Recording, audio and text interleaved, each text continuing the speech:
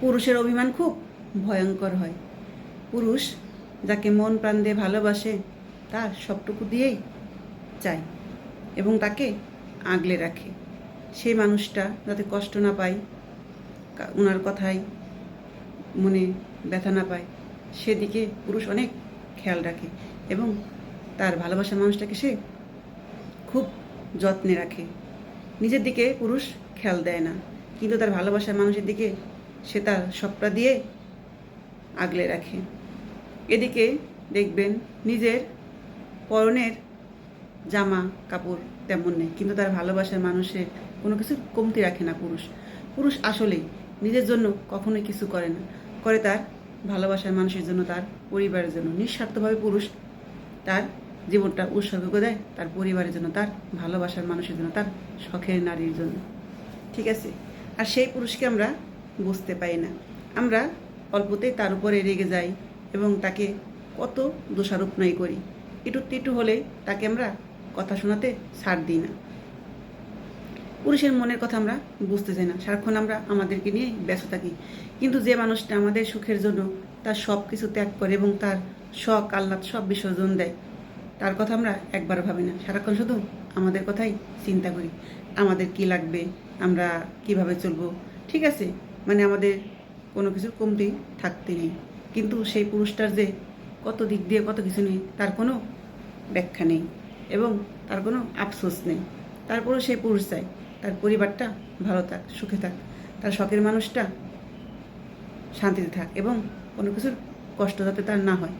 পুরুষ কখনোই তার কোনো কিছু নিয়ে আবদার করে না, যে আমার এটা নেই সেটা নেই, তোমাদের জন্যই সব করছি, এটা কখনোই সে বলে না। সে নিঃস্বার্থভাবেই ভালোবেসে যায় সবাইকে। ঠিক আছে? আর আমরা সেই পুরুষকেই আঘাত করতে একটু ছাড় দিই না। যে পুরুষ তার সবটা দিয়ে তার পরিবারকে আগলে রাখে, ভালোবাসে, ঠিক আছে, তার সুখের কথা একবারও ভাবে না, তার বিলাসিতা জীবন সে চায় না, তার সবটুকু দিয়ে তার পরিবারকে আগলে রাখে, তার শখের মানুষকে তার মনের মতো করে সাজিয়ে রাখে, তার সাধ্য মতো। কিন্তু সেই পুরুষকে আমরা আঘাত করি, ঠিক আছে, কথা শোনাতে ছাড় দিই না।